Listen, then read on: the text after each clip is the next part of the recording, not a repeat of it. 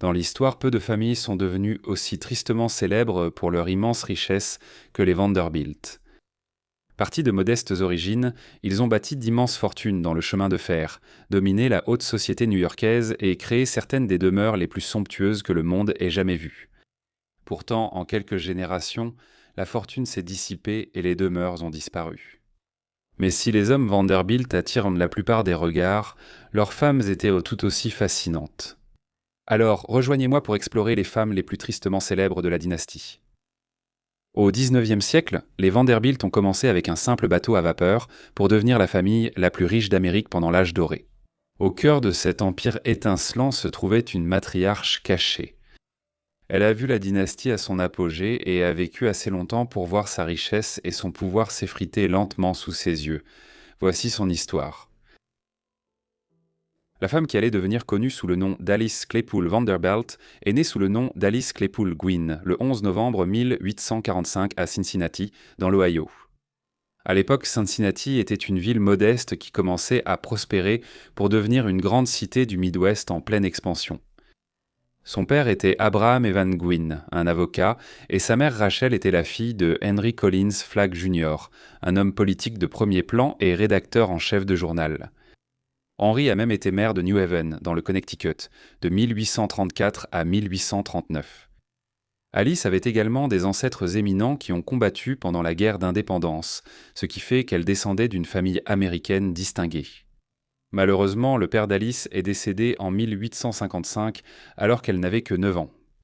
Sa mère a ensuite entamé une nouvelle relation avec Albert Matthews, un écrivain et journaliste qui écrivait sous le pseudonyme de Paul Sigfolk. Ils se sont mariés en 1861 et il est devenu le beau-père d'Alice. Néanmoins, ils veillèrent à ce qu'elle reçoive une éducation privée approfondie, axée sur la littérature, la religion, les arts et les bonnes manières attendues des jeunes femmes dans la haute société. Peu de temps après le mariage, la famille s'est installée à New York, et cet événement allait avoir un impact énorme sur toute la vie d'Alice. À New York, Alice fit son entrée dans la société au milieu des années 1860, à une époque où l'élite sociale de la ville prenait rapidement forme pendant l'âge doré. Elle devint active à l'église épiscopale Saint-Bartholomew, une congrégation influente sur Park Avenue au centre de Manhattan. En enseignant le catéchisme, elle rencontra Cornelius Vanderbilt II, héritier d'une des dynasties d'affaires les plus riches et puissantes d'Amérique. N'ayant que 2 ans de plus qu'elle, Cornelius était déjà destiné à la notoriété. Leur cour fut brève, et le 4 février 1867, Alice, âgée de seulement 21 ans, épousa un membre de la famille Vanderbilt, liant ainsi à jamais sa vie à l'un des plus grands noms de l'histoire américaine. Alice et Cornelius commencèrent bientôt à avoir des enfants. Ils en auraient 37 au total. Malheureusement, leur aînée, une fille prénommée Alice comme sa mère, née en 1869, est décédée en 1874. Leur deuxième enfant, William Henry, qui portait le prénom le père de Cornelius, a tout juste atteint l'âge adulte. Mais il est décédé au cours de l'une des dernières épidémies mortelles de typhoïde aux États-Unis en 1892, alors qu'il étudiait à l'université de Yale au début de la vingtaine. Les 5 autres enfants ont vécu beaucoup plus longtemps, bien qu'Alice ait survécu à tous sauf 3 de ses enfants. Leur troisième enfant, Cornelius Vanderbilt. 3 est né en 1873. Sa relation avec ses parents est devenue extrêmement problématique après qu'il a épousé Grace Graham Wilson, la fille d'un banquier new-yorkais. Cornelius III a été déshérité en conséquence et ne s'est jamais réconcilié avec son père. Gertrude, la 4e de leurs 7 enfants, est devenue artiste et a fondé le Whitney Museum dans le quartier des abattoirs de Manhattan. Alfred et Reginald, les 2 fils cadets, nés en 1877 et 1880, deviendraient les principaux bénéficiaires de la fortune de leur père et étaient des hommes extrêmement riches. La dernière enfant d'Alice, Gladys, est née en 1886, alors qu'Alice avait un peu plus de 40 ans, et elle épousera un comte hongrois en 1908. Pour comprendre comment la vie d'Alice a été transformée par son mariage, nous devons d'abord saisir l'immense fortune dans laquelle elle est entrée. Dire qu'elle a épousé un homme riche ne suffit pas à décrire la situation. Elle rejoignait la dynastie la plus puissante d'Amérique. Quand Alice a épousé Cornelius en 1867, son grand-père, Cornelius Vanderbilt, était encore en vie, régnant sur une fortune si immense qu'elle éclipsait presque toutes les autres du pays. Il avait commencé dans les années 1810 en travaillant sur les bateaux qui transportaient les gens de Manhattan vers le Queens, Brooklyn et le New Jersey, à une époque où l'île n'était pas encore reliée à ces endroits par de grands ponts. Lorsque les bateaux à vapeur ont été développés pour la première fois, Vanderbilt a été l'un des premiers à adopter cette technologie et il a rapidement constitué une flotte de bateaux à vapeur qui a fini par contrôler une grande partie du transport maritime le long de la côte Est. Il est ainsi devenu connu sous le nom de Commodore, un mot qui signifie le chef d'une flotte. Le Commodore a fait fortune dans le transport maritime, puis a investi cette richesse au milieu du XIXe siècle dans les chemins de fer en plein essor aux États-Unis. Vers la naissance d'Alice en 1845, la fièvre ferroviaire balayait le pays, et Vanderbilt joua un rôle clé dans le développement des lignes de chemin de fer sur la côte Est et dans la liaison de New York aux villes montantes du Midwest comme Chicago et Cleveland. À la mort du Commodore en 1877, il laissa derrière lui plus de 100 millions de dollars, une somme presque inimaginable à l'époque, équivalente à plus de 3 milliards de dollars aujourd'hui. Bien qu'il ait eu plus d'une douzaine d'enfants, le Commodore légua 95% de sa fortune au beau-père d'Alice, William Henry Vanderbilt. William Henry n'avait pratiquement pas besoin de lever le petit doigt s'il le voulait, mais il travailla dur et le monopole de son père sur les chemins de fer américains garantissait que sa fortune ne ferait qu'augmenter. Au moment de sa mort, en 1885, moins de 9 ans, après son père, son héritage de 100 millions de dollars avait doublé pour atteindre 200 millions de dollars. Il en laissa la majeure partie à ses deux fils aînés survivants, Cornelius Vanderbilt II et William Kissam Vanderbilt.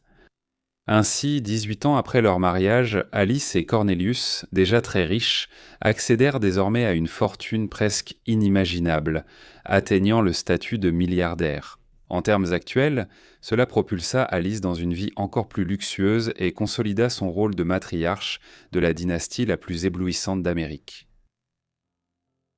Cependant, malgré toute leur richesse, la vie de famille pour Alice, Cornelius et leurs enfants n'était pas sans problème. En même temps, c'était confortable, c'est le moins qu'on puisse dire. En 1883, lui et Alice avaient commencé à superviser la construction de la maison Cornelius Vanderbilt II à l'intersection de la 5e avenue et de la 57e rue Ouest à Manhattan. L'hôtel particulier était la plus grande résidence privée de New York et servait de symbole puissant de l'immense richesse et de l'influence de la famille Vanderbilt. Pour se rendre compte de sa taille, il faut savoir qu'il y avait un salon, une salle de musique et une serre au premier étage, tandis que la salle à manger du rez-de-chaussée était suffisamment grande pour servir également de galerie d'art. Alice et Cornelius étaient solidement ancrés dans la haute société new-yorkaise, bien qu'Alice elle-même fût bien moins obsédée par la reconnaissance sociale que sa belle-sœur ambitieuse, Alva Vanderbilt, qui menait une guerre délicate contre Madame Astor pour assurer sa place parmi l'élite de la vieille aristocratie de la ville. Pourtant, en mars 1883, lors de l'un des légendaires bals masqués d'Alva, Alice a ébloui la foule avec une robe qui allait entrer dans l'histoire sous le nom de robe lumière électrique. En satin blanc, câblée pour transporter le courant électrique et ornée de perles de verre disposées comme des éclairs, la robe brillait littéralement, un clin d'œil éblouissant au tout nouvel éclairage électrique récemment installé à New York. Le choix audacieux d'Alice est devenu la sensation de la soirée et a dominé la couverture médiatique, consolidant sa réputation de figure discrètement audacieuse. L'événement lui-même a établi une nouvelle norme pour la société new-yorkaise, élevant les fêtes à des sommets d'extravagance et de spectacles jamais atteints, et signalant la domination des Vanderbilt dans le monde étincelant et compétitif de l'élite de l'âge doré. Pour accroître encore leur prestige, et parce qu'ils en avaient les moyens, en 1893, le couple a commencé la construction d'une somptueuse résidence d'été, les Breakers. C'était à Newport, dans l'État de Rhode Island, et il s'agissait d'un immense manoir de 70 pièces, s'élevant sur 5 étages et entouré d'un vaste domaine. Alors que la maison de Manhattan a été démolie au milieu des années 1920 pour faire place au nombre croissant de gratte-ciel de la ville, les Breakers figurent encore aujourd'hui au registre national des lieux historiques. Malgré sa richesse immense, Alice occupait souvent ses somptueuses demeures seule, surtout après que la santé de son mari se soit détériorée. Cornelius a été victime d'une attaque débilitante en 1896 et est décédé 3 ans plus tard, à l'âge de 55 ans, laissant Alice veuve avec une fortune colossale. L'opulence de Cornelius et sa philanthropie généreuse faisaient qu'il avait augmenté la fortune qu'il avait héritée, tout comme son père avant lui. À sa mort, sa succession a été estimée à près de 73 millions de dollars. Alice a reçu une fiducie de 7 millions de dollars et un revenu de 5 000 dollars par semaine, tandis que le reste de la fortune a été réparti entre ses enfants. Après son décès, Alice s'est en grande partie retirée de la société new-yorkaise, consacrant son attention à sa famille. Pourtant, en retrait, elle a assisté avec un désespoir croissant au gaspillage de la fortune de son mari par ses enfants et petits-enfants. Eux, ainsi que les membres de la famille élargie, ont profité de modes de vie extravagants et de demeures opulentes, sans se rendre compte de l'érosion de leurs richesses. Ayant été témoin de l'ascension spectaculaire de la dynastie Vanderbilt, Alice ne pouvait guère empêcher la lente et inévitable chute de la maison Vanderbilt. En tant que matriarche de la dynastie Vanderbilt, Alice était une fervente partisane de nombreuses causes caritatives. Chrétienne engagée, elle soutenait le YMCA de Manhattan et fut l'une des premières américaines à appuyer la Croix-Rouge, contribuant aux efforts de secours, notamment lors de l'inondation de Johnstown en Pennsylvanie en 1889. La philanthropie d'Alice touchait aussi l'éducation et la culture. Dans les années 1890, après la mort de leur fils William en 1892, elle et Cornelius financèrent le Vanderbilt Hall à Yale en sa mémoire. Elle soutint l'hôpital de Newport jusqu'à sa mort et fit l'un de ses dons les plus durables à la ville de New York. Un ensemble élaboré de grilles pour Central Park, toujours en place aujourd'hui, à l'entrée du Conservatory Garden, près de la 105e rue. Alice était également connue pour être un peu une forte tête dans ses opinions, surtout en ce qui concernait la religion. Une histoire fit la une des journaux au début des années 1920, alors qu'Alice avait plus de 70 ans. Cela concernait le docteur Layton Parks, un pasteur controversé qui avait été nommé recteur de l'église Saint-Barthélemy à New York en 1904. Là-bas, il s'est fait connaître pour ses opinions indépendantes sur les questions théologiques. Par exemple, Parks estimait que l'idée selon laquelle la Vierge Marie était en fait vierge au moment de la conception de Jésus n'était pas vraie. Alice a été membre de la congrégation de Saint-Barthélemy pendant des années. Cela jusqu'au jour où le docteur Parks a prêché un sermon là-bas dans lequel il a exposé ce qu'on ne peut appeler qu'une théorie du complot, affirmant que l'Église catholique romaine cherchait à prendre le contrôle du Royaume-Uni. Cela rappelait les inquiétudes qui existaient en Grande-Bretagne au XVIIe et XVIIIe siècle selon lesquelles la papauté essayait de recatholiciser l'Angleterre, mais cela n'avait absolument aucun fondement dans la réalité au début du XXe siècle. Le sermon de Parks reflétait plutôt les préoccupations modernes à New York, sur l'afflux massif de catholiques romains venus d'Irlande et d'Italie depuis les années 1880. Alice a clairement fait savoir qu'elle n'accepterait pas d'écouter de telles opinions, et elle a quitté la congrégation de Saint-Barthélemy, prouvant que même dans ces dernières années, elle restait une femme redoutable. Le mari d'Alice n'a peut-être pas vécu jusqu'à un âge avancé, mais elle a mené une vie très remplie en tant que matriarche d'une famille nombreuse. Par exemple, elle a eu plus d'une douzaine de petits-enfants et a joué un rôle actif dans leur vie. C'était surtout vrai pour les plus jeunes enfants d'Alfred, issus de son second mariage avec Margaret Mary Emerson. Ils sont nés en 1912 et 1914 et étaient encore nourrissons lorsque Alfred a péri dans le naufrage du Lusitania en mai 1915, ce qui signifie que leur grand-mère a joué un rôle important pour s'assurer qu'ils aient une bonne éducation. La vie d'Alice était difficile à d'autres égards. Son plus jeune fils, Reginald, a développé un grave problème d'alcoolisme et est décédé en 1925 d'une cirrhose du foie à seulement 45 ans. Cependant, sa disparition a poussé Alice et l'un de ses enfants à reconsidérer de vieilles querelles familiales. En 1926, 30 ans après que Cornelius Vanderbilt III eut épousé Grace contre la volonté de ses parents et pendant lesquelles ils ne s'étaient même pas parlé, lui et sa mère se sont enfin réconciliés. La réconciliation fut particulièrement émouvante car il était alors l'un de ses 3 seuls enfants survivants. Lorsqu'il est décédé en 1925, Reginald a laissé derrière lui une fille nommée Gloria, née en 1924. Elle est ensuite devenue créatrice de mode et mannequin, et fut la mère du présentateur de CNN Anderson Cooper. L'héritage de Gloria de son père, alors qu'elle était encore bébé, est devenu la source d'un procès scandaleux dans les années 1930 entre sa mère et sa tante. Un procès qui a rempli Alice de mépris durant ces dernières années, car elle pensait qu'il exposait trop les affaires privées de la famille au public. Fait intéressant, ces liens familiaux signifient qu'Anderson Cooper est l'arrière-petit-fils d'Alice, malgré le fait qu'elle soit née en 1845. Malgré les nombreuses tragédies de sa vie familiale, Alice a continué à jouer un rôle majeur en tant que matriarche de la famille Vanderbilt jusqu'à sa mort. Cependant, dans les années 1920 et 1930, la fortune familiale avait été largement dispersée. L'immense richesse du Commodore, autrefois apparemment sans limite, avait été dilapidée et divisée entre des centaines de descendants au fil des générations, diluant ainsi l'empire qu'il avait autrefois construit. En 1923, Alice s'est installée dans une maison de ville au 857 Fifth Avenue, dans l'Upper East Side de Manhattan. Ouvrant la voie à la démolition de la grande maison Cornelius Vanderbilt II, le manoir qu'elle avait construit aux côtés de son mari au sommet de la richesse des Vanderbilt. Elle y est restée pour le reste de sa vie, s'éteignant le 24 avril 1934 à l'âge de 88 ans. Fait remarquable, Alice a laissé derrière elle plus de 10 millions de dollars, témoignage de sa vie disciplinée de veuve, puisqu'elle n'avait jamais vécu au-delà de sa pension et avait soigneusement préservé sa fortune.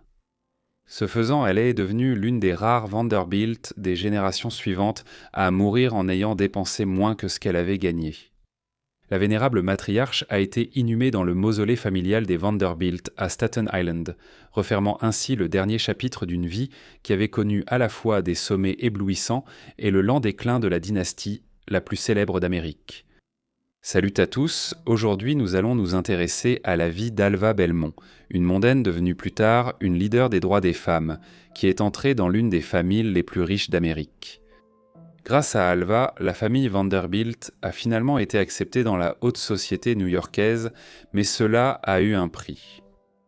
Avec le temps, la famille Vanderbilt allait finir par perdre sa fortune, et Alva en a porté une part de responsabilité. Rejoignez-moi pour découvrir son histoire. Alva Erskine Smith est née le 17 janvier 1853 dans la ville de Mobile, en Alabama. Son père était Murray Forbes Smith, le fils d'un immigré écossais en Amérique. Bien qu'il soit avocat de formation, il s'est tourné vers le commerce des matières premières, traitant principalement du coton, qui constituait la base de l'économie de la plupart des États du Sud au XIXe siècle.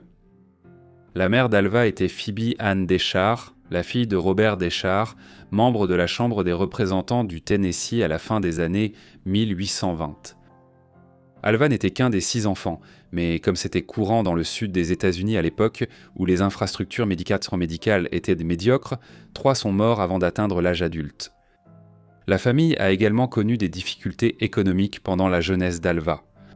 L'Amérique a été très lente, selon les critères occidentaux, à mettre fin à l'esclavage sous toutes ses formes. Et pendant les années 1850, il devenait de plus en plus probable qu'une guerre éclaterait entre les États libres du Nord et les États esclavagistes du Sud à cause de cette question. Avant que la guerre de sécession n'éclate en 1861, Murray Smith avait une vision sceptique de l'avenir de l'industrie du coton et a déménagé sa famille vers le nord, à New York. Là-bas, ils se sont installés à Madison Square en 1859. Dans les années qui ont suivi, la guerre a divisé les États-Unis, mais les Smiths ont prospéré, car le père d'Alva a développé ses contacts commerciaux à l'étranger, notamment en Grande-Bretagne. En conséquence, la famille possédait une maison de vacances à Rhode Island et partait parfois en vacances en Europe. Cette éducation cosmopolite précoce a sans doute eu une grande influence sur la formation des opinions politiques et du caractère fort d'Alva. Au début de la vingtaine, Alva fut présentée à William Kissam Vanderbilt. Les Vanderbilt étaient l'une des familles les plus en vue d'Amérique pendant l'âge doré. La période de création de richesses sans précédent qui a eu lieu dans la seconde moitié du XIXe siècle. À mesure que le pays s'étendait vers l'ouest, d'importants profits étaient générés par la prospection pétrolière, l'exploitation de l'or, les chemins de fer et l'électrification. Le patriarche de la famille était Cornelius Vanderbilt, le grand-père du jeune homme auquel Alva fut présentée à l'époque. Il avait construit la fortune familiale en investissant dans les chemins de fer et la navigation maritime, durant la révolution des bateaux à vapeur des années 1840 et 1850. Au moment où son petit-fils et Alva se sont rencontrés au début des années 1870, il approchait de ses 80 ans et était réputé être l'homme le plus riche du monde. Alva et William se sont tout de suite entendus lorsqu'ils se sont rencontrés pour la première fois et ils ont rapidement entamé une relation. Ils se sont mariés peu de temps après. Les noces ont eu lieu à l'église Calvary, sur Park Avenue, à Manhattan, à New York, le 20 avril 1875. 2 enfants sont nés peu de temps après. Une fille née en 1877, prénommée Consuelo d'après la meilleure amie d'Alva, qui allait présenter Sheen Vanderbilt, et un garçon appelé William Jr., du nom de son père, qui est arrivé 1 an après Consuelo. Un 3e enfant, Harold, est né plusieurs années plus tard, en 1884. En tant que membre de la famille Vanderbilt, on pourrait penser qu'Alva est immédiatement devenue l'une des figures de proue de la haute société new-yorkaise, mais ce n'était pas le cas. Les Vanderbilt étaient considérés comme de nouveaux riches et de nombreuses familles issues des cercles de la vieille aristocratie new-yorkaise les évitaient. Par exemple, de nombreux fils et filles de Cornelius Vanderbilt étaient indésireux d'être acceptés au sommet de la haute société new-yorkaise, mais jusque-là, la famille en était exclue. Pourtant, tout cela a changé avec l'arrivée d'Alva. Pour hisser la famille Vanderbilt au sommet de la hiérarchie sociale, Alva savait qu'elle devait faire quelque chose de grand. Alors, elle s'est lancée dans la construction du plus grand manoir de New York. Pour ce grand projet, Alva engagea l'un des architectes les plus célèbres de New York, à l'époque de l'âge doré, Richard Morris Hunt, pour concevoir un château de style Renaissance française sur la 5e avenue à Manhattan.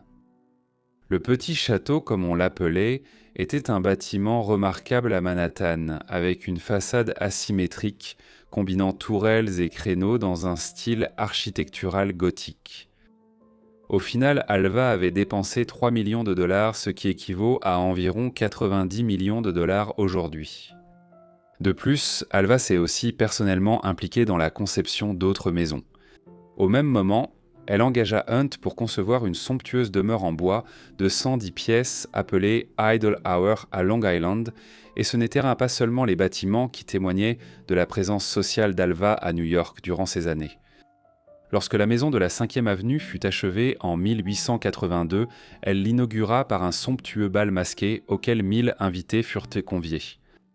Selon l'histoire, Alva décida délibérément de ne pas inviter Caroline Astor, la reine des 400 membres de l'élite de la société new-yorkaise. De cette façon, elle serait obligée de rendre visite à Alva afin d'obtenir une invitation au bal pour sa fille. Cette ruse a fonctionné et il n'a pas fallu longtemps avant que la gardienne de la société new-yorkaise rende visite à Alva. Apparemment, lors du bal, Caroline Astor a déclaré « Nous n'avons pas le droit d'exclure ceux que ce grand pays a mis en avant. » Le moment est venu pour les Vanderbilt. Ainsi, les Vanderbilt ont finalement obtenu le statut social qu'ils désiraient depuis si longtemps, mais cela a eu un prix. On estimait à l'époque que l'événement avait coûté environ $250 000, une somme équivalente à près de 10 millions de dollars aujourd'hui. Et l'appétit d'Alva pour les dépenses extravagantes a continué, surtout après 1886 lorsque son mari a hérité de 65 millions de dollars de la succession Vanderbilt. L'une des dépenses les plus remarquables fut un yacht nommé Alva, qu'elle fit construire et qui fut, pendant un temps au début des années 1890, après sa construction, le plus grand du monde. Un autre manoir achevé à cette époque fut la très ostentatoire Marble House. Ce cottage d'été de 50 pièces fut un cadeau offert à Alva par son mari à l'occasion de son 39e anniversaire. Cela a coûté à William 11 millions de dollars, soit environ 360 millions de dollars, aujourd'hui. Ces dépenses somptueuses et cette acceptation sociale allaient en marquer le début de la fin pour la famille Vanderbilt. De nombreux membres de sa belle famille d'Alva, jaloux de ses demeures et de son succès social, voulaient le même statut. À cause de cela, tout au long de la fin du XIXe siècle, les Vanderbilt commencèrent à construire leurs propres immenses demeures et résidences d'été, dépensant au total des centaines de millions de dollars. Toutes ces dépenses faisaient qu'au cours des années 1910, aucun membre de la famille Vanderbilt ne figurait parmi les personnes les plus riches des États-Unis. Et à peine quelques générations plus tard, dans les années 1970, on pense que parmi les près de 600 descendants vivants de Cornelius, à peine quelques-uns pouvaient être considérés comme millionnaires. Bien que son mariage avec William ait permis à Alva d'accéder à une richesse et à une notoriété sociale sans précédent à New York, leur union était de plus en plus malheureuse. William avait été infidèle à sa femme pendant de nombreuses années, et elle était devenue de plus en plus impatiente face à la situation. Néanmoins, à cette époque, les mariages malheureux étaient simplement endurés, si bien que la société new-yorkaise fut choquée au printemps 1895 lorsqu'elle apprit qu'Alva avait demandé le divorce d'avec son mari. On pourrait supposer qu'Alva n'avait pas été entièrement fidèle elle-même lors de son premier mariage, si l'on considère la rapidité avec laquelle elle s'est engagée dans son second.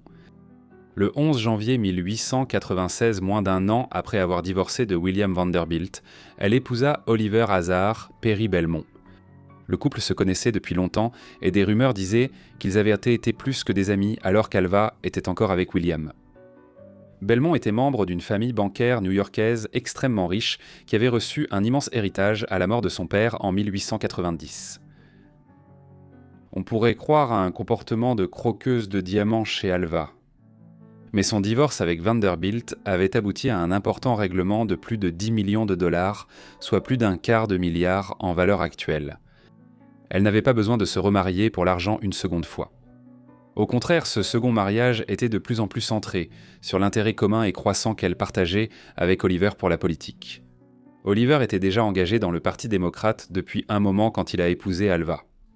En 1900, il a servi comme délégué à la Convention nationale, et l'année suivante, il a été élu à la Chambre des représentants pour représenter le 13e district de New York. Alva a été la partenaire politique d'Olivier en ville, car les conjoints de politiciens étaient déjà des figures clés en politique américaine. Elle s'intéressait également de plus en plus à la question de la participation des femmes en politique.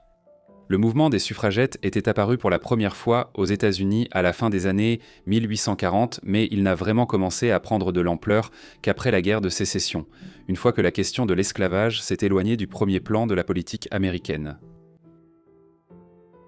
Oliver Belmont, le deuxième mari d'Alva, est mort subitement en 1908. Sa mort a poussé Alva à s'impliquer plus directement en politique. Elle en a été inspirée par cela grâce à ses relations avec Ida Husted Harper, une suffragiste de l'Indiana qui avait collaboré avec Susan B. Anthony en 1902 sur un volume de l'histoire du suffrage féminin. De plus, cela se passait à une époque où le mouvement des suffragettes américaines puisait de plus en plus son inspiration dans ce qui se passait de l'autre côté de l'Atlantique, en Grande-Bretagne. Ici, Emmeline Pankhurst avait fondé l'Union sociale et politique des femmes en 1903 et ce groupe avait commencé à utiliser des moyens violents pour tenter de contraindre Westminster à accorder le droit de vote aux femmes britanniques. Alva Belmont refusait de s'engager dans des activités terroristes pour soutenir le mouvement des suffragettes. Mais elle a mis sa grande richesse à profit, finançant plusieurs organisations et aidant à fonder la Ligue pour l'égalité politique en 1909. Dans les mois suivants, elle est devenue une militante active, prenant la parole lors de rassemblements, organisant des événements pour soutenir le mouvement et incitant la Ligue à soutenir les grèves ouvrières à New York. L'idée ici était de rallier le soutien d'un autre groupe marginalisé au sein de l'Amérique. Ironiquement, ici, Alva cherchait des alliés parmi les ouvriers qui avaient en généré les profits familiaux des Vanderbilt et d'autres pendant l'âge doré. Malgré les contradictions, il ne fait aucun doute que le soutien de Belmont était inébranlable. Quand des grévistes étaient arrêtés, elle dépensait beaucoup pour les faire libérer. Peu de temps après, elle a pris la parole lors d'un grand rassemblement en soutien aux grévistes qui s'est tenu au théâtre Hippodrome sur la 6e avenue à Manhattan. À la fin des années 1900, Belmont avait également rejoint l'Association nationale pour le suffrage des femmes américaines et, à ce titre, s'est rendue à Londres en tant que déléguée à l'Alliance internationale pour le suffrage des femmes. Là-bas, elle a rencontré des personnalités comme Pankhurst, et son désir de voir les femmes obtenir le droit de vote en Amérique s'en est trouvé renforcé. Dans les années 1900, Belmont s'est lancée dans le lobbying et a commencé à racheter certaines sections de la presse écrites en faveur de la cause. Elle a poursuivi cette activité et, au milieu des années 1910, elle était devenue une figure de proue du mouvement pour le suffrage aux États-Unis. Finalement, les années de campagne ont porté leurs fruits. En 1918, le gouvernement britannique avait capitulé et accordé le droit de vote aux femmes, bien que sous réserve de restrictions considérables d'âge, de propriété et de richesse. Les États-Unis ont rapidement suivi le mouvement avec une mesure adoptée par le Congrès en 1919. Ainsi, le 18 août 1920, le 19e amendement à la Constitution des États-Unis a été adopté, interdisant au gouvernement fédéral ou aux États individuels de refuser à tout citoyen adulte le droit de vote, quel que soit son sexe. Ayant en grande partie accompli l'œuvre de sa vie, Alva Chose Étrange quitta les États-Unis pour la France, un pays où les femmes n'obtiendraient le droit de vote qu'en 1945. Sa fille Consuelo vivait ici, et avec le succès du mouvement des suffragettes, elle s'est installée en Europe pour être plus proche d'elle.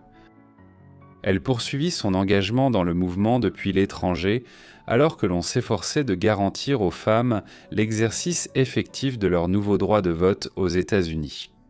Elle a été victime d'une attaque à Paris en 1932 et y est décédée en janvier 1933. Son corps a été rapatrié à New York pour y être enterré et a été porté sur la 5e avenue par un contingent de suffragistes de premier plan. Bonjour à tous, aujourd'hui nous allons nous intéresser à la vie de Consuela Vanderbilt, une héritière américaine et mondaine issue de la très riche famille Vanderbilt. Néanmoins, sa vie allait changer radicalement en 1895 lorsque, à seulement 18 ans, sa mère la força à épouser un noble anglais. Ce mariage n'était pas d'amour, mais fondé sur la richesse et les titres. Suivez-moi pour explorer son histoire. Consuela Vanderbilt est née à New York le 2 mars 1877. Son père était William Kissim Vanderbilt, un descendant de l'une des familles les plus riches de l'âge d'or américain. Vanderbilt était un dirigeant de chemin de fer, connu notamment pour avoir renommé en 1879 le grand hippodrome romain de P.T. Barnum à New York, en Madison Square Garden, 2 ans après la naissance de Consuela. Sa mère était Alva Erskine Smith, une future dirigeante du mouvement suffragiste américain. Consuela tenait son prénom de sa marraine, la plus proche amie de sa mère, Consuelo Isnaga, qui était à moitié cubaine. Bien qu'elle soit née dans une famille extrêmement aisée, l'éducation de Consuela était loin d'être idéale, surtout selon les normes actuelles. En grandissant, elle devait porter une tige en acier le long de son dos pour s'assurer qu'elle ait la posture la plus droite possible. Sa mère imposait cela et était une figure généralement dominatrice, qui dictait ce que Consuela devait porter et n'hésitait pas à recourir à la punition physique si Consuelo lui désobéissait. De plus, son enfance était assez isolée, car elle recevait l'enseignement à domicile par une série de précepteurs et d'instituteurs privés. Il faut comprendre la dynamique familiale au sens large pour saisir comment la vie de Consuelo s'est déroulée au cours des décennies suivantes. Elle est née dans la famille Vanderbilt, l'une des familles les plus riches et les plus puissantes de l'Amérique de l'âge doré, qui devait sa fortune à l'arrière-grand-père de Consuelo, Cornelius Vanderbilt. Cornelius avait bâti sa première fortune dans les années 1830 et 1840 en devenant la figure la plus importante de l'industrie du transport maritime et du transport à New York, et le long de le fleuve Hudson. Il a utilisé l'argent qu'il avait gagné grâce à ses entreprises pour se diversifier dans l'industrie ferroviaire, posant des dizaines de milliers de kilomètres de voies ferrées à travers les États-Unis dans les années 1850 et 1860. Dans les années 1870, peu de temps avant sa mort, on pensait qu'il était devenu l'homme le plus riche du monde, même si ces choses étaient en plus difficiles à quantifier au XIXe siècle qu'elles ne le sont aujourd'hui. Le grand-père de Consuelo, le fils de Cornelius, William Henry Vanderbilt, a hérité de la majeure partie de la fortune des Vanderbilt à la mort de son père en 1877. Mais William était mort seulement quelques années plus tard. En 1885 et par la suite, la fortune des Vanderbilt a été répartie entre un nombre toujours croissant de membres de la famille. Pourtant, les principaux bénéficiaires du testament de William étaient Cornelius Vanderbilt, de l'oncle de Consuelo et son père qui ont hérité d'environ 55 millions de dollars, une somme équivalente à près de 2 milliards de dollars actuels. Ainsi, Consuelo est née dans une famille d'une immense richesse. Malheureusement, cette richesse allait façonner sa vie autant de manière négative que positive. Dès le début de son adolescence, il y avait déjà des spéculations sur la personne que Consuelo pourrait épouser. Après tout, elle était la fille de l'un des hommes les plus riches du monde, et un mariage avec elle apporterait d'énormes richesses à n'importe quel prétendant. Sa mère en était parfaitement consciente et était déterminée à ce que Consuelo fasse un mariage de haut rang. De plus, en devenant une jeune femme, il était évident que l'héritière Vanderbilt n'était pas seulement immensément riche, mais aussi très attirante. J.M. Barrie, l'auteur de Peter Pan, plaisantait un jour à son sujet.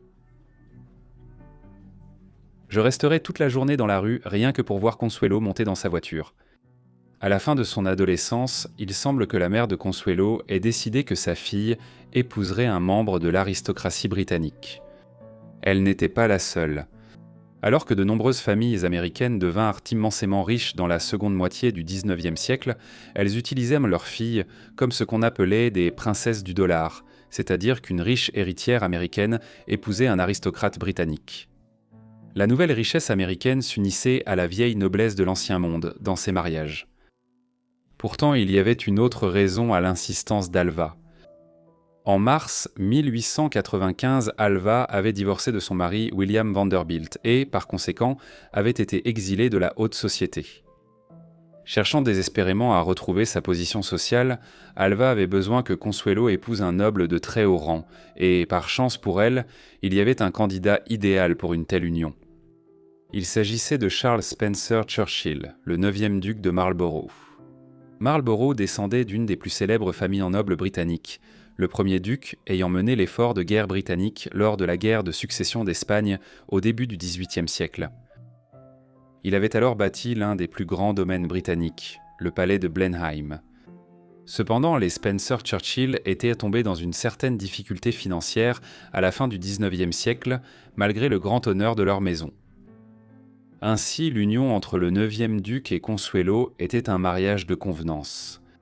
Marlborough obtiendrait les fonds dont il avait besoin pour, comme il l'a affirmé plus tard, sauver le palais de Blenheim, tandis que les Vanderbilt achèteraient leur entrée dans l'aristocratie britannique et Alva retrouverait sa position sociale. Néanmoins, Consuelo n'est pas entrée dans ce mariage de son plein gré. Lorsque sa mère Alva a abordé le sujet pour la première fois, elle s'était déjà secrètement fiancée à Winthrop Rutherford, un mondain de l'époque qui était nettement plus âgé que Consuelo. Mais Consuelo était complètement intimidée et soumise aux volontés de sa mère dans sa jeunesse, et bien qu'elle n'ait aucune envie d'épouser Spencer Churchill, elle a accepté l'union à la demande de sa mère. Apparemment, ce qui l'a poussée à agir ainsi, c'est lorsque sa mère l'a fait du chantage affectif en affirmant que sa santé se dégradait gravement à cause du refus de Consuelo d'accepter le mariage. Le mariage a été officialisé le 6 novembre 1895 alors que Consuelo n'avait que 18 ans. Apparemment, alors qu'elle se tenait à l'autel, elle pleurait sous son voile. Dans le cadre de l'accord, Marlborough a reçu pour 2,5 millions de dollars d'actions ferroviaires Vanderbilt, une somme équivalente à près de 100 millions de dollars aujourd'hui. Mais si cette union a été extrêmement bénéfique pour les Spencer-Churchill d'un point de vue financier, ce fut un désastre sur le plan personnel. Consuelo et Charles ont tous deux dû abandonner les relations qu'ils entretenaient avant le mariage, et ils ne se sont pas du tout entendus l'un avec l'autre. En effet, Alva Vanderbilt, la mère de Consuelo, a ouvertement reconnu, des années plus tard, qu'elle avait forcé sa fille à épouser Marlborough. Consuelo et Charles se sont rapidement engagés avec d'autres personnes. Elle entama une relation avec Reginald Fellows, un cousin de Marlborough, tandis que le duc prit pour maîtresse une mondaine américaine du nom de Gladys Mary Deacon. En 1906, le duc et son épouse étaient séparés de fait, bien qu'ils soient restés officiellement mariés jusqu'aux années 1920. Malgré la nature malheureuse du mariage, 2 enfants naquirent tout de même de cette union. John Albert est né le 18 septembre 1897. Il deviendra le 10e duc de Marlborough en 1934. Un deuxième garçon, Ivor, suivit juste un an après John, le 14 octobre 1898. Ivor s'est distingué en France pendant la Première Guerre mondiale et a reçu la Légion d'honneur. Malgré la nature malheureuse de son mariage avec le duc de Marlborough, Consuelo était adoré par les domestiques et le personnel du palais de Blenheim, ainsi que dans toute la région de l'Oxfordshire où il se trouvait. Dans les années 1890 et les années 1900, elle était perçue comme une figure sympathique et compatissante de la lignée Spencer-Churchill et faisait preuve d'une grande générosité envers les hôpitaux de maternité locaux et les associations caritatives axées sur les pauvres. Néanmoins, Consuelo avait épousé Marlborough à une époque de tensions croissantes dans la politique européenne. Depuis les années 1870, les grandes puissances étaient en rivalité acharnée, nourries par le nationalisme, la course coloniale en Afrique et en Asie, ainsi que les tensions entre la Grande-Bretagne et l'Allemagne. Au début du XXe siècle, deux grandes alliances armées s'étaient formées à travers le continent et, en 1914, une crise régionale dans les Balkans a dégénéré en Première Guerre mondiale. Consuelo s'est vite engagé dans des œuvres philanthropiques et caritatives pour soutenir l'effort de guerre dans son pays d'adoption. Le 5 août 1914, quelques jours seulement après le déclenchement de la guerre, elle, accompagnée de Lou Hoover, l'épouse du futur président américain Herbert Hoover, et de Lady Randolph Churchill, a fondé l'American Women's War Relief Fund, une organisation d'expatriés américaines destinée à financer et soutenir les efforts de guerre en Grande-Bretagne. Les années suivantes, Consuelo, via l'American Women's War Relief Fund, a collecté des fonds aux États-Unis pour aider la Grande-Bretagne. Jusqu'à l'entrée des États-Unis dans la guerre aux côtés de la Grande-Bretagne et de la France en 1917. Le fonds a également utilisé l'argent qu'il avait collecté pour financer des usines de tricotage et des ateliers et a même équipé un hôpital militaire. À la fin de la guerre, ce qu'on appelait l'hôpital de guerre des femmes américaines avait soigné plus de 7000 soldats blessés. Consuelo et Charles ont finalement officialisé leur divorce en 1921. À cette époque, Consuelo était depuis longtemps engagé dans une relation avec Jacques Balsan. Balsan était un pionnier de l'aviation qui avait commencé à travailler avec des ballons vers le tournant du siècle, mais qui était ensuite passé à la construction d'avions après avoir travaillé avec les frères Wright, les premiers hommes à avoir fait voler un avion à Kitty Hawk en 1903. Lui et Consuelo étaient liés depuis de nombreuses années, avant qu'elle n'obtienne enfin le divorce tant attendu de Marlborough. Et à peine cela fut-il finalisé que Consuelo et Jacques se marièrent le 4 juillet 1921. Il avait 52 ans et elle en avait 44. Le second mariage de Consuelo fut très heureux. Dans une autobiographie qu'elle avait fait écrire par un prête-plume au début des années 1950, Consuelo qualifia sa période avec Balsan d'or. Ils vécurent principalement à Paris dans les années 1920 et 1930 et ne parvinrent à s'échapper de la capitale française qu'à grand-peine face à l'avancée des nazis à l'été 1940, fuyant d'abord vers l'Espagne puis le Portugal avant de se diriger vers les États-Unis. Ils s'installèrent ensuite en Floride, passant le reste de leur vie en Amérique. Une grande partie des dernières années du mariage de Consuelo et Jacques s'est déroulée à Manalapan, une petite communauté du comté de Palm Beach, en Floride. Là, elle et son second mari firent construire un grand manoir qu'ils appelèrent Casa Alva, du nom de la mère de Consuelo. Construite sur un domaine de 150 acres, la maison s'étendait sur 26 000 pieds carrés et, lorsqu'elle fut vendue dans les années 1950, elle était estimée à 568 000 $, une somme équivalente à plusieurs millions de nos jours. Casa Alva tient une place à part dans l'histoire moderne. En 1946, le cousin par alliance de Consuelo, issu de son premier mariage, l'ancien Premier ministre britannique et chef de guerre Winston Churchill, séjourna ici alors qu'il se rendait pour prononcer un discours au Westminster College, dans le Missouri. Ainsi, on pense qu'il a peaufiné et répété son célèbre discours du rideau de fer chez Consuelo. Un discours dans lequel il a décrit de façon tristement célèbre la domination soviétique en Europe de l'Est et centrale comme un rideau de fer s'abattant sur le centre de l'Europe. Consuelo et Jacques ont passé une grande partie de la fin de leur mariage en Floride, tout en conservant des résidences à New York et à Long Island. En 1953, l'autobiographie de Consuelo, rédigée par un prête-plume, Stuart Preston, un critique d'art et écrivain américain, a été publiée. Intitulé The Glitter and the Gold, il offrait un récit divertissant, bien que très sélectif, de sa vie et du monde d'une héritière de l'âge doré. Jacques est décédé le 4 novembre 1956 à New York. Son corps a été rapatrié en France et enterré à Paris. Malheureusement, son fils cadet, Ivor, est décédé en septembre 1956 avant d'atteindre ses 60 ans, seulement quelques semaines avant Jacques. Après leur décès, Consuelo a vendu la Casa Alva et a principalement résidé à New York et à Long Island par la suite. Consuelo est décédée à son domicile de Southampton, à Long Island, le 6 décembre 1964, à l'âge de 87 ans. Son corps a été rapatrié en Angleterre et elle a été enterrée à l'église Saint-Martin de Bladen, dans l'Oxfordshire, non loin du palais de Blenheim, aux côtés de son fils défunt, Ivor. Une grande partie de sa fortune est revenue à son fils survivant, le 10e duc de Marlborough. Née au sein de la dynastie la plus puissante d'Amérique, Cornelia Vanderbilt était l'une des femmes les plus riches du monde et on s'attendait à ce qu'elle mène un certain type de vie. Pendant un temps, elle l'a fait, mais ensuite, dans les années 1930, elle a déménagé en Europe, divorcé de son mari, teint ses cheveux en rose et s'est réinventée sous un nouveau nom. Ses actions ont choqué la haute société américaine, alors pourquoi a-t-elle agi ainsi et qu'est-elle devenue ? Cornelia Stuyvesant Vanderbilt est née sur le domaine de Biltmore, en Caroline du Nord, le 22 août 1900. Presque toute sa vie a été façonnée par ses origines familiales.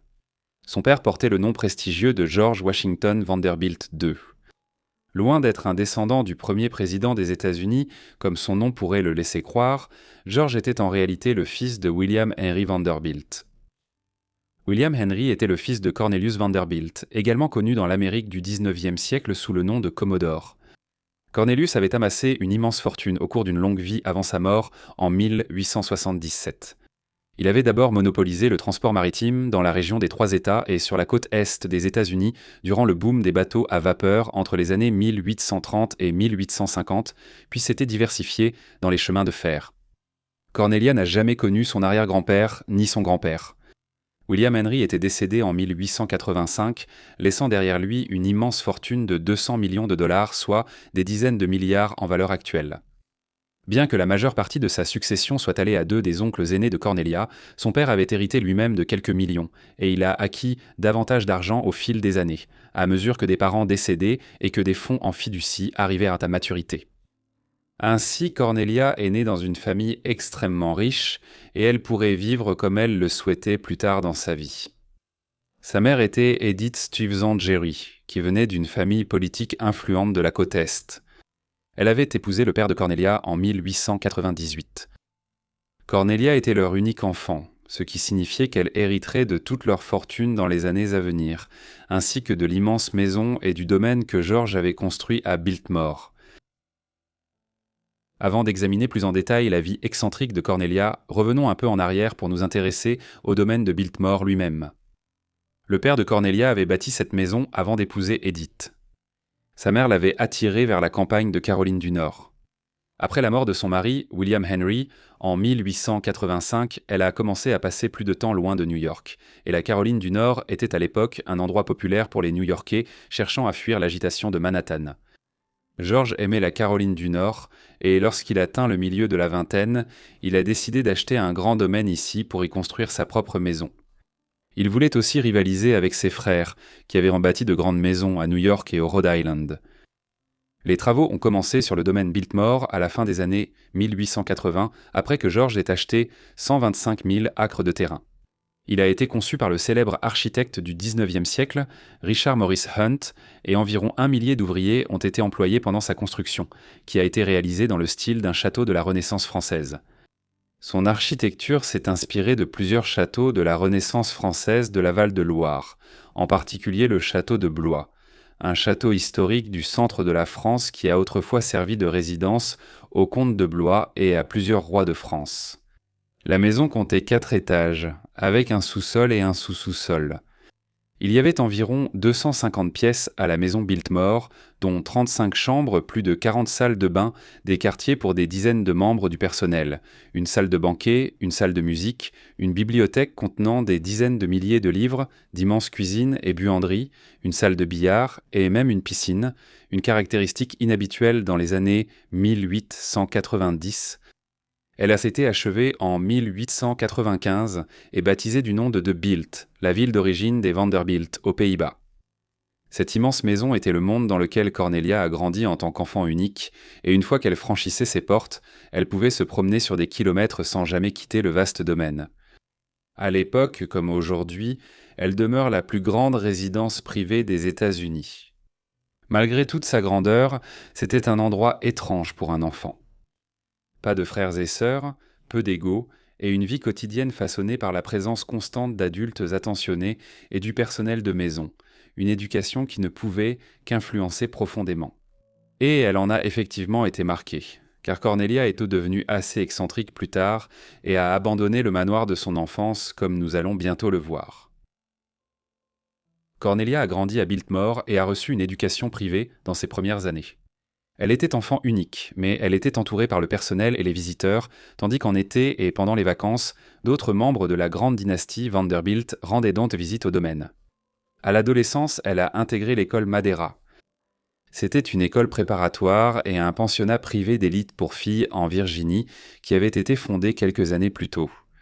Là-bas, elle a fait de nouvelles expériences avec des filles de son âge, même si Cornelia était déjà réputée excentrique à l'époque. Cornelia et ses parents l'ont échappé belle en 1912. Ils étaient en vacances en Angleterre et devaient rentrer chez eux à bord du Titanic, le célèbre navire réputé insubmersible qui a coulé lors de son voyage inaugural vers New York. Le père de Cornelia a finalement réservé un autre navire pour qu'il rentre une semaine plus tôt. Il est probable qu'il ait agi ainsi en raison d'une grève de mineurs de charbon prévue qui menaçait de bloquer le Titanic et d'autres paquebots au port pendant des semaines. S'ils n'avaient pas changé leur plan, Cornelia et ses parents auraient pu finir parmi les victimes de la catastrophe maritime la plus célèbre de l'histoire. George Washington Vanderbilt II n'a cependant pas survécu longtemps aux victimes du Titanic. Le père de Cornelia est décédé en mars 1914 à l'âge de 51 ans à la suite de complications d'une opération pour retirer son appendice, qui a entraîné un caillot de sang dans ses poumons. George a laissé derrière lui une fortune de 50 millions de dollars, y compris Biltmore. Une grande partie de cet héritage a d'abord été transférée à Edith, qui s'est remariée dans les années 1920 et a quitté Biltmore. Cornelia recevait une allocation pendant son adolescence, mais elle devait commencer à toucher 2 millions de dollars par an à partir de 1921 et elle devait également hériter de Biltmore. Ainsi, au début des années 1920, Cornelia était sur le point de rejoindre les rangs des femmes les plus riches du monde, sa fortune atteignant un niveau que peu de ses contemporains, hommes ou femmes, pouvaient égaler. Cornelia a étudié environ 1 an à l'Université de Caroline du Nord après Madeira sans obtenir de diplôme. Au début des années 1920, elle finit par rencontrer puis épouser son premier mari, qui avait 10 ans de plus qu'elle. John Francis Amer-Cecil était un descendant de l'une des familles politiques et aristocratiques les plus estimées d'Angleterre. Il a servi comme premier secrétaire de l'ambassade britannique à Washington, D.C. au milieu des années 1920, et c'est grâce à cela qu'il a rencontré et épousé Cornelia en avril 1924. Leur mariage à Biltmore fut un événement grandiose avec des milliers d'invités et de membres du personnel. À l'époque, Cornelia avait 23 ans tandis que John en avait 33. Un peu plus d'1 an plus tard, lorsque Cornelia a eu 25 ans, elle a reçu l'intégralité de l'héritage de son père. Il s'agissait de 5 millions de dollars, ce qui représenterait près de 100 millions de dollars aujourd'hui. Jusqu'alors, la vie de Cornelia était exactement ce à quoi on pouvait s'attendre de la part d'une riche héritière. Elle a reçu une éducation de haut niveau, même si elle n'a pas obtenu son diplôme, elle a épousé un homme riche de sa classe sociale, s'est engagée dans diverses activités philanthropiques et a rapidement devenu la maîtresse du domaine de Biltmore. Elle a ensuite eu 2 fils avec son mari, George et William, nés en 1925 et 1928. Le couple menait une vie confortable à Biltmore, mais en 1930, pendant la Grande Dépression, ils ont ouvert une partie de la maison au public pour générer des revenus supplémentaires. Une décision inédite ayant assuré l'avenir de la plus grande demeure des États-Unis, plus tard classée monument historique national. À mesure que les enfants grandissaient, le comportement excentrique de Cornelia devenait plus évident. En 1932, alors que ses garçons avaient respectivement 7 et 4 ans, Cornelia décida que la vie à Biltmore était ennuyeuse et ne lui apportait plus de satisfaction. Ainsi, elle partit soudainement pour New York et commença à fréquenter une école d'art là-bas. C'était une décision très inhabituelle à l'époque. Une théorie suggère que Cornelia aurait quitté Biltmore car elle se sentait étouffée par la vie sur place. Elle avait géré le domaine elle-même pendant un certain temps au début des années 1920, mais après son mariage, son mari a pris en charge la gestion de Biltmore, ce qui l'a laissée désœuvrée. Cornelia n'avait aucun intérêt à être une femme au foyer discrète, même riche, et elle a décidé de se construire une vie indépendante à New York. Cornelia n'est pas restée longtemps à New York. Quelques mois après son arrivée, elle est partie pour l'Europe et s'est installée à Paris. Elle ne retournera jamais aux États-Unis, pas même pour assister aux funérailles de sa mère après sa mort en 1958. Cornelia a aussi décidé de quitter son mari. Elle a divorcé de Cécile en 1934, peu de temps après son arrivée en Europe. Étrangement, cependant, il est resté à Biltmore et a géré le domaine même après avoir divorcé de Cornelia. Encore plus étrange fut son adoption du nom Nilcha et la teinture de ses cheveux en rose. Cela reflétait sa foi grandissante dans la numérologie et le mysticisme. Ses cheveux et son nom étaient censés refléter la couleur de son aura. Plus tard, elle s'est teint les cheveux en bleu et ses choix vestimentaires étaient souvent de couleurs vives, selon son aura et la période de l'année. Ses enfants ont été éduqués en Grande-Bretagne et en Suisse, permettant à Cornelia de les voir régulièrement en Europe. Pendant leurs vacances, ils retournaient à Biltmore pour être avec leur père, donc ils menaient une vie transatlantique. Tous deux ont servi dans la Royal Navy britannique durant la Seconde Guerre mondiale, conséquence indirecte de la soif d'aventure de Cornelia. Cornelia est devenue connue pour une vie amoureuse complexe en Europe. À Paris, elle a entamé une relation avec un artiste suisse, Guy Baer. Plus tard, lorsque la Seconde Guerre mondiale a éclaté, elle a traversé la Manche et a fait de la Grande-Bretagne sa patrie d'adoption. Ses deux fils ont à peine survécu au conflit. En 1943, ils avaient été envoyés de la Suisse neutre via la France de Vichy et l'Espagne neutre jusqu'au Portugal. Ainsi, ils pouvaient prendre un avion à Lisbonne et rejoindre leur mère en Angleterre. Cependant, ils ont été évincés de façon inattendue du vol qu'ils devaient prendre par l'acteur Leslie Howard, célèbre pour son rôle dans Autant en emporte le vent. Cet avion-là a ensuite été abattu par les nazis au-dessus du golfe de Gascogne, tuant toutes les personnes à bord. George et William ont donc voyagé à bord d'un autre avion et sont arrivés sains et saufs en Angleterre, un incroyable coup du sort qui rappelle la propre expérience de Cornelia, qui a failli embarquer sur le Titanic en 1912. Une fois de plus, la catastrophe avait épargné sa famille de justesse. Après la guerre, elle a épousé le capitaine Vivian Francis Bulkeley Johnson en 1949. Héros de guerre décoré pendant la Première Guerre mondiale, il fit ensuite carrière dans la banque à Londres. Le second mariage de Cornelia différait totalement du premier. Elle et Vivian se sont mariées à la mairie de Kensington, à Londres. Elle a décidé de porter le nom de Mary pendant son deuxième mariage. La raison n'est pas totalement claire, bien que certains aient suggéré que c'était pour garder sa vie aussi privée que possible. Ce mariage semblait plus heureux que le premier. Du moins, Cornelia n'est pas montée à bord d'un navire pour s'enfuir sur un autre continent. Au lieu de cela, elle est restée aux côtés de Vivien, les deux restant mariés jusqu'à sa mort en 1968, marquant ainsi le chapitre le plus long et le plus paisible de sa vie, remarquablement peu conventionnel. Cornelia et Vivien vivaient entre une grande maison à Londres et un domaine qu'elle avait acheté dans la région des Cotswolds, dans l'Oxfordshire, appelé The Mount. Leurs habitudes de collectionneurs étaient excentriques, mais seule l'immense fortune de Cornelia pouvait les financer. Par exemple, la maison était ornée d'une collection sans cesse croissante de vases chinois historiques. Ces vases furent ensuite donnés au Victoria and Albert Museum à Londres. Après la mort de son mari en 1968, Cornelia s'est davantage intéressée au concept novateur de l'art-thérapie. Elle est devenue amie avec un grand défenseur de cette nouvelle forme de thérapie, Edward Adamson. C'est lors d'un dîner avec lui un soir à Londres qu'elle a rencontré William Goodsir. Il était leur serveur ce soir-là et avait 26 ans de moins que Cornelia. En 1972, elle l'a épousé alors qu'elle avait 72 ans et qu'il en avait 46. Ils se sont installés ensemble dans une vie tranquille chez elle, à The Mount. Ce troisième mariage serait son dernier. Cornelia est décédée un peu plus de 3 ans plus tard, le 7 février 1976, à l'âge de 75 ans. Alors qu'un grand nombre de membres de sa vaste famille élargie Vanderbilt ont été inhumés dans le caveau familial à Staten Island, en Amérique Cornelia. Cornelia a de nouveau rompu avec la tradition.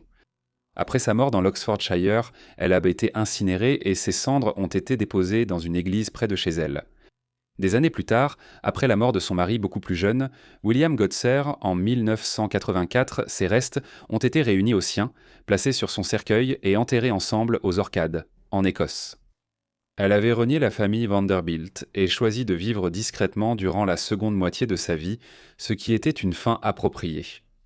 Pourquoi elle a choisi de vivre ainsi reste cependant un mystère à ce jour. Son mariage avec Cecil, qui est décédée en 1954 et a été enterrée près de Biltmore, était manifestement malheureux, et elle avait suffisamment d'argent pour pouvoir rompre complètement avec les conventions et suivre sa propre voie.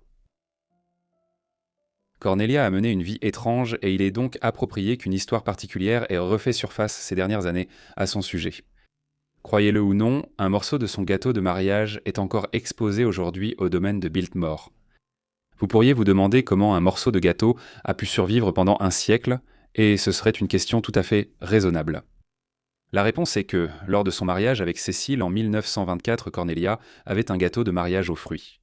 Cela comprend une dose d'alcool, comme du whisky, qui aide à conserver le gâteau. En fait, un gâteau aux fruits classique est cuit plusieurs semaines avant d'être consommé. Un morceau de gâteau a été placé dans une boîte en fer, oublié puis laissé dans une malle. Il a été retrouvé au milieu des années 2010 et avait l'apparence du fromage, mais ce n'en était pas. Et contrairement à la plupart des aliments, il ne s'était pas désintégré après près de 90 ans. Une enquête a révélé qu'il s'agissait d'un morceau du gâteau de mariage, et il est exposé aujourd'hui à Biltmore, un témoignage approprié de la vie d'une femme excentrique. Comme mentionné, le premier mari de Cornelia est décédé en 1954, et après sa mort, les fils de Cornelia ont pris la gestion du domaine de Biltmore. George et William ont alors commencé à exploiter la résidence comme un musée historique et ont travaillé à stabiliser et à développer l'entreprise pour en faire une activité rentable et autonome. Enfin, en 1963, le domaine a été désigné comme monument historique national. Grâce à George et William, Cornelia a eu 8 petits-enfants, et aujourd'hui plusieurs de ses descendants participent à la gestion du domaine, qui reste une attraction touristique majeure en Caroline du Nord, avec environ 1,4 million de visiteurs chaque année. Dans les années 1930, Gloria Vanderbilt a été au centre d'une affaire judiciaire intense connue sous le nom de procès du siècle, alors que sa mère et sa tante se disputaient sa garde et son héritage. Elle était peut-être la dernière riche héritière Vanderbilt, et contrairement à beaucoup d'autres membres de sa famille, elle est devenue une personnalité à succès par ses propres moyens. Rejoignez-moi pour explorer l'histoire de sa vie. Gloria Loren Vanderbilt est née le 20 février 1924 à Manhattan, New York, au sein d'une dynastie dotée d'une immense richesse et influence américaine. Il est rapporté qu'après sa naissance, le père de Gloria aurait dit « C'est fantastique à quel point elle ressemble à une Vanderbilt. Regardez les coins de ses yeux, voyez comme ils remontent ?» Les Vanderbilt formaient alors un vaste réseau de familles, toutes issues, en fin de compte, de Cornelius Vanderbilt, le principal magnate des bateaux à vapeur et des chemins de fer aux États-Unis au milieu du XIXe siècle. Vanderbilt avait probablement été autrefois l'homme le plus riche du monde, car ses trains et ses navires constituaient le noyau du transport lors de l'industrialisation de l'Amérique. La richesse de la famille s'était dispersée au fil des générations suivantes, bien que de nombreux membres de la famille Vanderbilt soient encore extrêmement riches. Le père de Gloria était l'un des héritiers de cette fortune. Reginald Claypool Vanderbilt était un arrière-petit-fils de Cornelius Vanderbilt. Son frère aîné, Alfred, avait hérité de la majorité de l'argent de leur branche de la famille. Mais à une époque où la richesse existante pouvait engendrer encore plus de richesse si elle était investie judicieusement, les quelques millions de dollars d'héritage de Reginald constituaient tout de même une fortune considérable. Bien qu'il ait fini par en gaspiller une grande partie, dépensant sans compter dans les sports équestres et les jeux d'argent. Il était également alcoolique et il est mort en septembre 1925 d'une cirrhose du foie, alors que Gloria n'avait qu'1 an et demi. Gloria était l'unique enfant du mariage de Reginald avec Gloria Morgan Vanderbilt. Elle venait d'une famille politique éminente et avait épousé Reginald, qui avait 24 ans de plus qu'elle en 1923, peu de temps avant la naissance de la petite Gloria. Dans son testament, Reginald a légué la majeure partie de sa fortune à Gloria Junior et à une autre fille qu'il avait, Kathleen, issue d'un autre mariage. Reginald n'a laissé à la mère de Gloria qu'une allocation relativement modeste, et cela allait bientôt devenir le point de discorde dans un procès retentissant dont Gloria serait au centre alors qu'elle n'était encore qu'une enfant. Malgré l'irresponsabilité de Reginald Vanderbilt et son manque de sens des affaires, le patrimoine dont Gloria et sa demi-sœur ont hérité valait encore environ 5 millions de dollars, une somme très importante dans les années 1920, équivalent à environ 100 millions de dollars aujourd'hui. Cet argent était placé en fiducie pour Gloria et devait être géré pendant sa jeunesse par sa mère. Cependant, à la fin des années 1920 et au début des années 1930 et plus particulièrement après le krach de Wall Street et le début de la Grande Dépression. La tante de Gloria, la sœur de son père, Gertrude Vanderbilt Whitney, a commencé à examiner de près la façon dont la mère de Gloria dépensait cet argent. Cela s'est intensifié au début des années 1930 lorsque Gertrude a commencé à remettre en question la capacité de la mère de Gloria à l'élever à quelque niveau que ce soit. Il y avait là des arguments fondés. Gloria Senior avait passé une grande partie de la seconde moitié des années 1920 à mener la grande vie à Paris, Londres et Biarritz, et avait souvent laissé sa fille chez des membres de la famille pendant de longues périodes à New York, pendant qu'elle menait la belle vie en Europe. C'est dans ce contexte que Gertrude Vanderbilt a intenté une action en justice contre la mère de Gloria en 1934 pour obtenir la garde de Gloria. Ce que l'on a appelé à l'époque le procès du siècle n'était en réalité qu'une bataille pour la garde, même si le procès portait aussi sur la question de savoir si la mère de Gloria avait mal géré l'héritage de sa fille. Le procès a été scandaleux.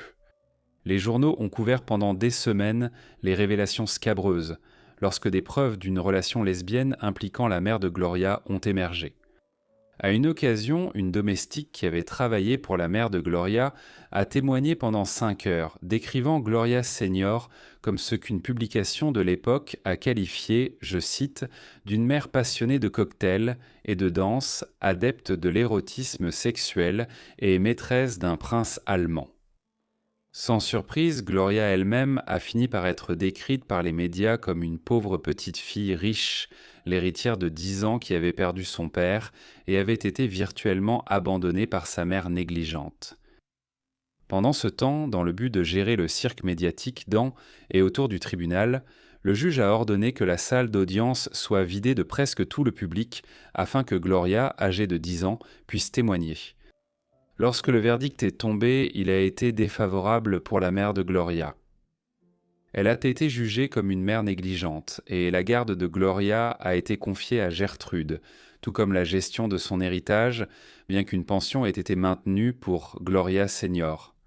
Sa mère a été autorisée à rendre visite à sa fille les week-ends et a fait appel de la décision en 1936 mais sans succès, et la relation entre la mère et la fille ne s'est jamais complètement rétablie. En 1946, alors qu'elle était au début de la vingtaine et qu'elle avait acquis le plein contrôle de ses finances, Gloria a cessé de verser l'allocation annuelle de 21 000 $ que sa mère recevait, affirmant que sa mère pouvait travailler pour gagner sa vie et qu'à partir de maintenant, elle ferait don des 21 000 $ à diverses œuvres de charité chaque année. Des années 1940 jusqu'à sa mort, la mère de Gloria vivra avec sa sœur Thelma Furness, vicomtesse Furness, à New York et à Los Angeles. Gloria Senior étant finalement décédée d'un cancer en 1965. En grandissant après le procès, Gloria a fréquenté de nombreuses écoles à New York et sur la côte est des États-Unis. Au départ, cela a été à la prestigieuse école Greenvale, sur Long Island, suivi d'un passage à l'école Miss Porter's à Farmington, dans le Connecticut, une école préparatoire pour filles qui, au fil des ans, a accueilli les filles des grandes dynasties américaines du monde des affaires et de la politique. Devenue une jeune femme séduisante, elle fit aussi du mannequinat à la fin de son adolescence, mais sa incursion dans la mode n'eut lieu que des décennies plus tard. À 17 ans lassée de la rigidité de la vie chez sa tante, elle a pris son indépendance et est partie vivre à Hollywood, en Californie. Ses dernières années d'adolescence l'ont vu tenter de commencer une carrière artistique, en fréquentant pendant un certain temps l'Art Student League à New York. Et ensuite, elle a travaillé à la fois comme artiste visuelle et comme actrice.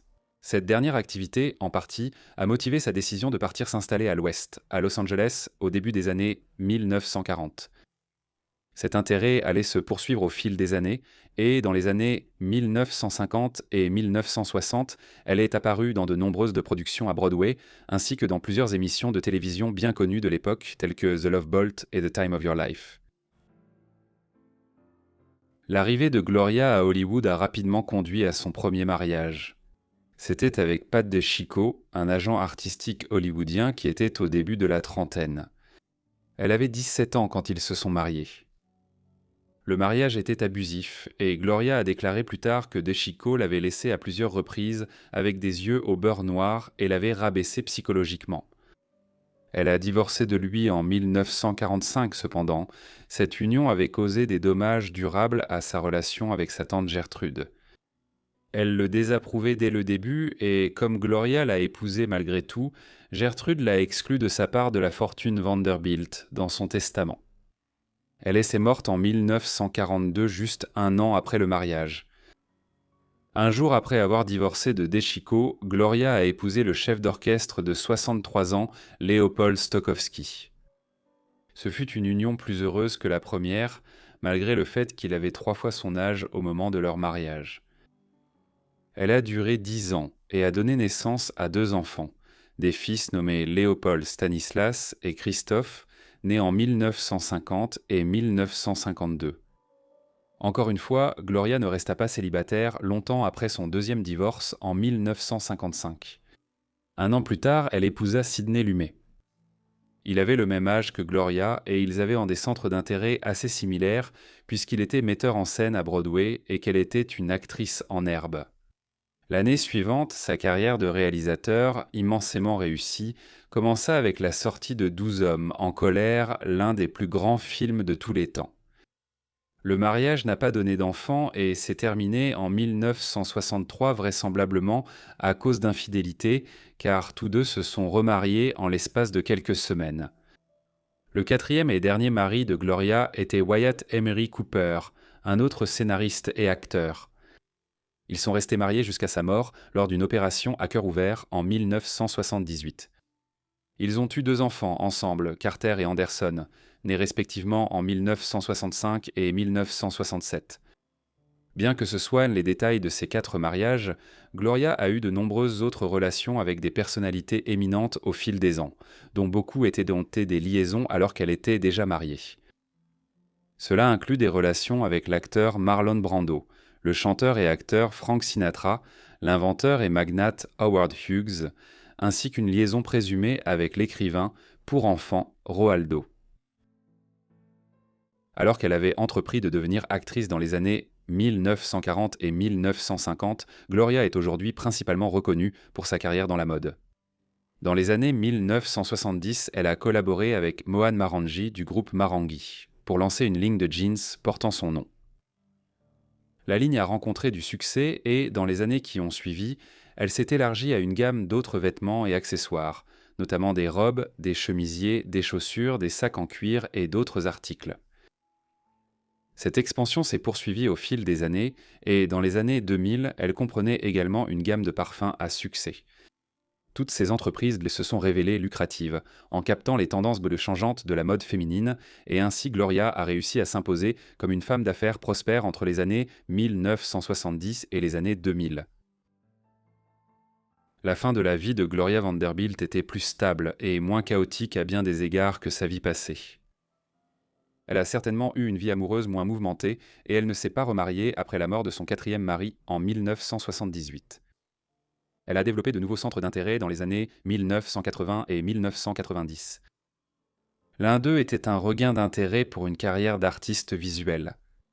À la fin des années 1960, certaines de ses œuvres antérieures avaient été utilisées pour créer une gamme de cartes par Hallmark et, dans les années 1990, elle a recommencé à travailler la peinture sur verre et la poterie. Le résultat fut une série d'expositions, dont la plupart eurent lieu dans les années 2000 dans divers espaces d'exposition de la côte Est. Elle a également endossé un rôle de philanthrope à cet égard, agissant comme critique lors de divers salons et concours. Cependant, le grand amour de Gloria à la fin de sa vie fut l'écriture. Entre les années 1970 et sa mort, elle a publié une demi-douzaine de mémoires documentant divers aspects de sa vie jusqu'à cette époque. Notamment l'un revenant sur le procès impliquant sa mère et sa tante en 1934 et un autre sur ses mariages et relations au fil des années. Elle a également publié 3 romans de fiction. Ne dis jamais adieu, publié en 1989, le livre de mémoire de Star Faithful, publié en 1994, et Obsession, un conte érotique, publié en 2009. On s'intéressait également de plus en plus à écrire sur elle, notamment avec la parution du livre de Barbara Goldsmith, La petite Gloria, en 1980. Une œuvre examinant le procès de 1934 et le contexte culturel dans lequel il a eu lieu. Gloria Vanderbilt est décédée à son domicile à Manhattan le 17 juin 2019. La cause apparente de sa mort était un cancer de l'estomac, bien qu'elle ait alors 95 ans et qu'elle ait mené une vie longue et productive. Elle a été inhumée dans la crypte familiale des Vanderbilt à Staten Island. Elle a légué sa succession à l'autre fils issu de cette union, Anderson Cooper, le célèbre présentateur principal et journaliste. Merci d'avoir regardé cette vidéo sur les femmes Vanderbilt. J'espère qu'elle vous a intéressé. Dites-moi ce que vous avez pensé de leur vie dans les commentaires ci-dessous, et si vous avez des suggestions ou souhaitez entendre d'autres histoires sur les Vanderbilt, faites-le moi savoir également dans les commentaires. J'espère que vous êtes abonnés et avez activé les notifications pour recevoir toutes mes vidéos dès leur publication. C'est tout pour moi. À bientôt dans le prochain épisode de Vie oubliée. Merci.